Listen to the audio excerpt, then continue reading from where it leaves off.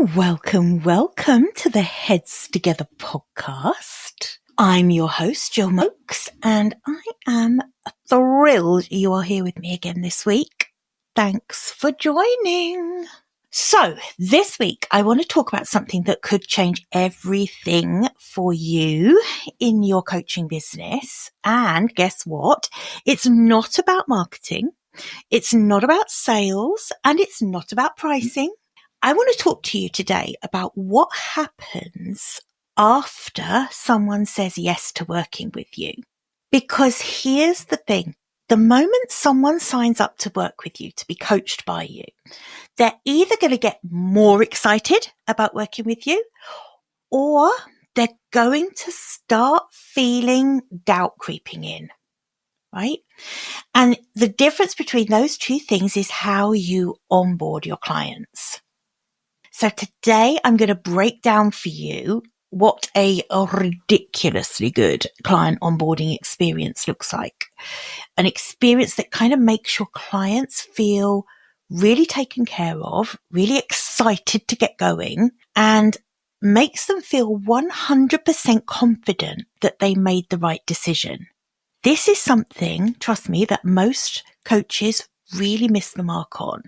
So this is yet another way that I'm helping you to stand out from the crowd. This also is the thing that will absolutely contribute to how many referrals you get from your existing clients. If you give a client, when they first sign up for you, a fantastic experience of onboarding, and then you go on to coach them powerfully, and then you give them a good experience of offboarding with you at the end of your coaching engagement. If there is an end, that's if they don't put you on retainer and keep you forever, then you are going to get the most referrals from that client if you can master those three things. So this is really important, actually. Let's dive into the episode.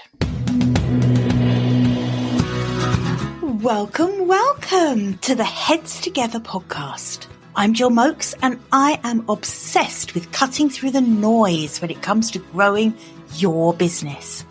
Each week, via intimate coaching conversations and inspirational stories, I share what it really takes to get the results you want in a way that feels right to you. I am all about attracting higher ticket opportunities, building authentic relationships, and creating the abundant, full-fat version of your dream business. I mean, how many of us have beavered away creating a light version of what we really want? The thing is, I honestly believe when you're outstanding at what you do, there is no limit to what you can achieve. So, are you ready to put our heads together and make it happen? Let's go.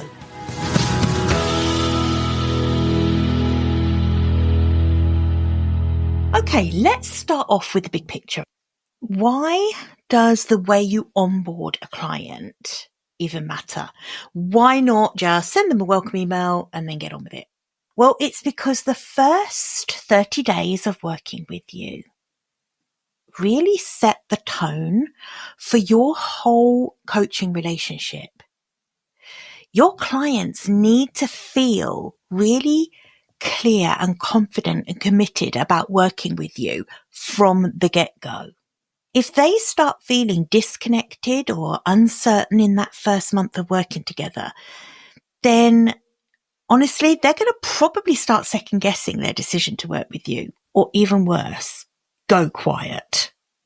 Worst thing ever. Because that is when buyer's remorse sometimes sneaks in. And it's our job as great coaches to make sure that they don't regret investing in working with us. Because, of course, the transformation we're offering doesn't happen overnight. So we don't want them thinking as soon as they've invested, gosh, have I done the wrong thing? I don't know. Creating or curating a really good onboarding experience for your clients is something that will stop buyer's remorse in its tracks. It will allow their shoulders to drop. It will allow them to feel confident, feel reassured that they've done the right thing. Okay? So don't treat onboarding like a lot of people do, which is treating it like boring admin stuff. Try and make your onboarding process feel like a real VIP experience for your clients. We want our clients to feel like they've walked into a VIP 5-star version of coaching, don't we? All right. So how do we do that? Well, I'm going to give you like a 3-part system for this. And it starts with the instant welcome experience, right? So this is the first message they get from you after they have committed to working with you. And that first message matters more than you realize. So what we don't want it to be is literally a cut and paste. This is not the time to use a really generic template. I really would love for you to have a template to work from, sure. But what we want to be doing is really personalizing it for each client. Okay? Now, I'm not saying that you will always do this if it's a group experience. I mean, ideally, if you can, do. But certainly if you're onboarding a private one-to-one client, you should be sending a really specific personalized email that refers back to the conversation you had together, that really tells them how excited you are that they've signed up to coach with you, that reaffirms that they've made a great decision and that you can't wait to support them. So we really want all of those things in that first message. And one of the most amazing ways you can do that is to record a video message or a voice note. That is next level. That is next level client onboarding, because that always surprises people when you do something very personalized. And like I say, especially if you're in your early days of creating group experiences, there is no reason why you can't do this too. I see a lot of business owners who claim they can't do something because it isn't scalable when they don't even have the numbers where they need to scale yet. All the time that you have few enough clients, celebrate that by making the contact that you have with those few clients so personal. If you've just launched your first group coaching program, right, and you've got, 10 people signed up for it, do it. Make them feel really special. It will make such a difference.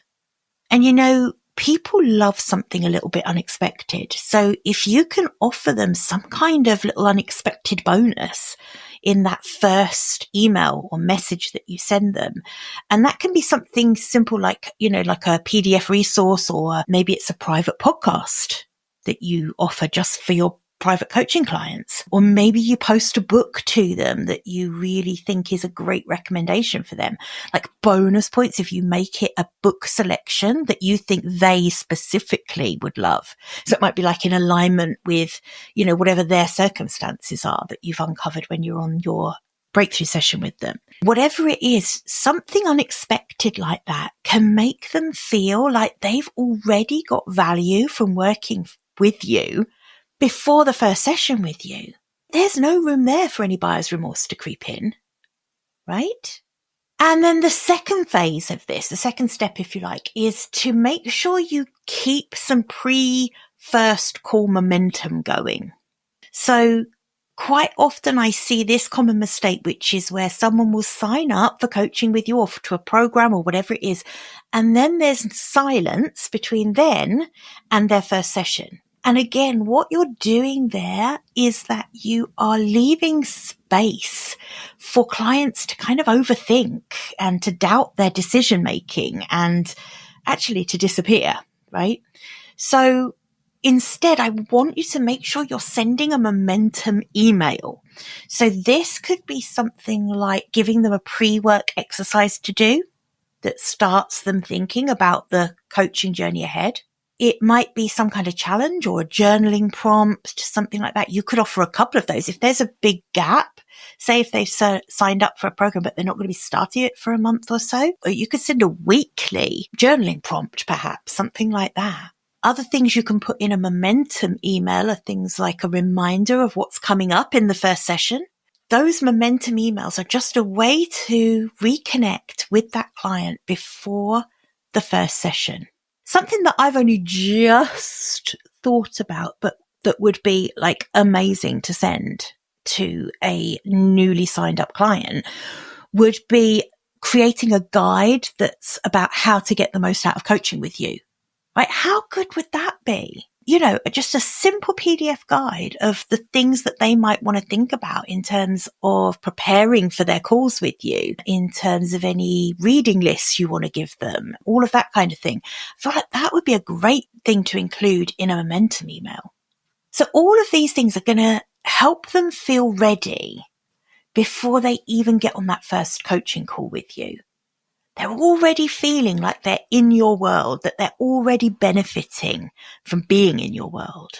And of course, the third part of this onboarding is really the game changingness of the first coaching session, right? I don't want you to just jump straight into coaching on that first session with a client, because you get an opportunity on that first session to really cement expectations and to make sure that they're feeling committed and optimistic and ready for the work ahead. So one thing you can do and get in the habit of doing in these first coaching sessions with a new client is to perhaps say to them, so 6 months from now, when you look back at this coaching journey, what do you want to be most proud of? Right? Can you see that how that absolutely allows them to see what they're working towards? And this is a good time, actually, while we're talking about this, it's a good time to just review your first session structure. You know, so think about how you conduct a first session with a client and whether you have a very structured framework that you work through with your clients, or whether the client is really in the driving seat and you're following them. Then I just want you to think about that first session structure. Does it leave them with clarity and excitement and motivation by the end of it? So those are those kind of 3 onboarding phases that I want you to think about. You know, so how you're going to make sure that you're going to, in that very first email or message, get them to feel special straight away. How you're going to create that pre-call momentum between when they say yes and when they start working with you, and how you're going to make that first session with them super transformational and really set the tone for what they have to come on their journey with you. Right? One thing you might want to think about when you are creating your own onboarding process, and I would urge you, even if you are a solopreneur in your business and don't have a team yet, I would really urge you to document your client onboarding process in an SOP or a standard operating procedure. This is going to sound like overkill. I get it. If you are just a one-woman band or one-man band, this is going to feel like overkill. But I promise you, when you decide to take the leap and hire your first assistant in your business, which you will because you are going to grow your coaching practice, then you are going to be so happy that you listened to me and created these standard operating procedures. Doesn't have to be anything fancy. You can just summarize the process in a Google Doc. Or if you're like me and you use something like Asana or Notion, something like that, just capture the process in there. It's going to make onboarding an assistant so much easier. Please believe me. And think of your onboarding process in terms of things to automate and things to make personal. So under the things to automate section is things like creating the contract between you and the client. It's sending the invoice and diarying for the payment.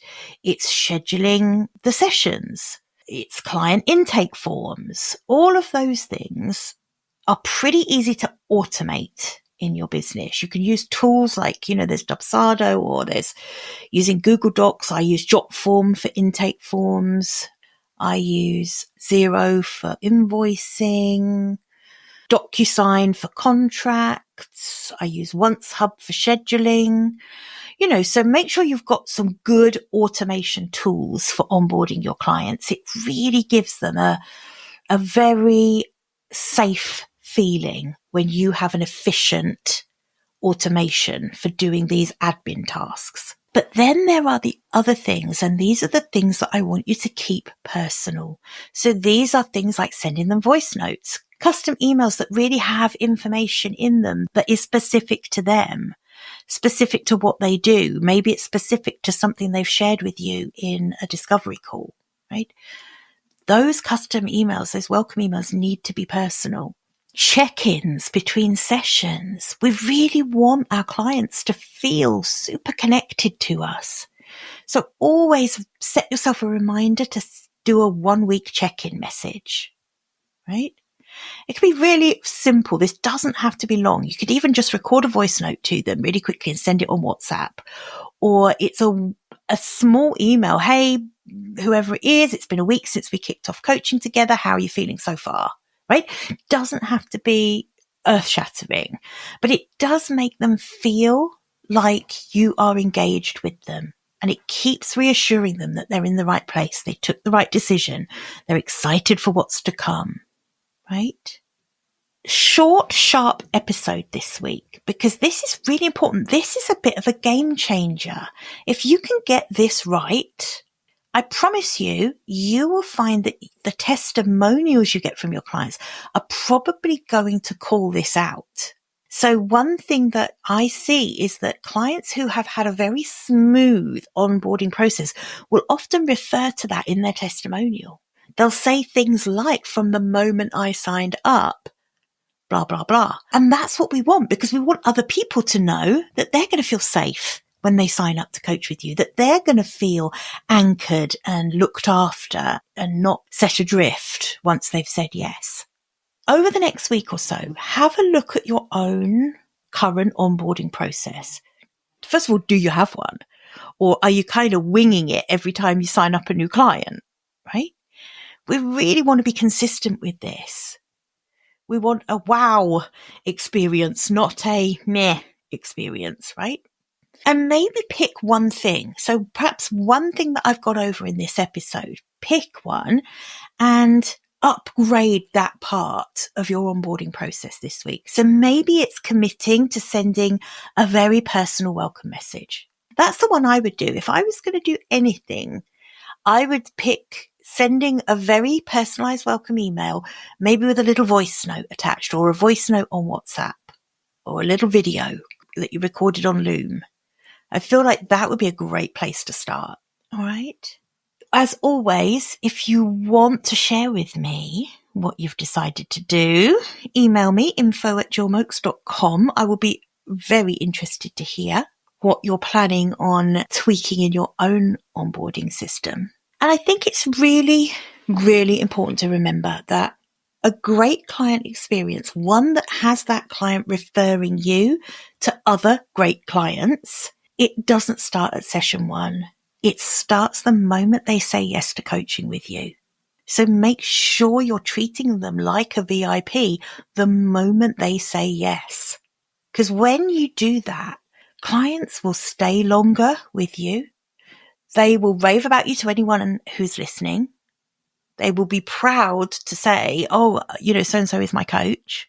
They'll want to refer you, because one of the things that stops clients referring us is if they are worried that the person they refer us to doesn't get a good enough experience and therefore judges them for having referred them to someone who hasn't given a good enough experience. So if you can make sure that every touch point with your clients is a great experience, then they don't have any reservations about referring you to people they know. So it's all about a great onboarding experience, a powerful coaching experience, and then a really great offboarding experience too. If you've enjoyed this episode, I wonder if you'd do me a favour. Would you share it with a coach friend who might also need to hear this? That would be so great if you would think about doing that. I'm really on a mission to grow the podcast. I had some fantastic news recently that this podcast is a top 3% globally ranked podcast in its category. I don't know if it's in its category or ever. Seems unlikely. Who knows? I'm going to take it. Top 3% globally ranked. Thank you. Hello. Yeah. It's really inspired me to keep growing this podcast and making it better and better and better. So if you love this episode, please share it with a friend. Also, if there are any topics you want me to cover in future episodes, please email me and let me know, info@jillmoakes.com. And also email me at info@jillmoakes.com if you would like to be a guest on the podcast. So I'm always looking for really interesting guests. If you email us, we'll send you a link to complete an application form to be a guest. And we're looking for people with really interesting topics that are going to captivate you, my wonderful audience. So think about that. Think about what are the things that coaches, consultants really want to hear about when they're growing their businesses, because that's why people listen to this podcast. So it needs to be a topic that is aligned with that. But email me. I would love to have you on and we can chat. Okay. All right. As always, I will see you back here, same time, same place next week. Bye for now. I hope you enjoyed this episode and that getting our heads together this week has filled your mind with what's possible. If you love the show, would you do me a massive favour, please? Would you leave a 5-star rating on Apple Podcasts? It would really help me put more heads together, reach more ears and expand more minds. Until next week, bye for now.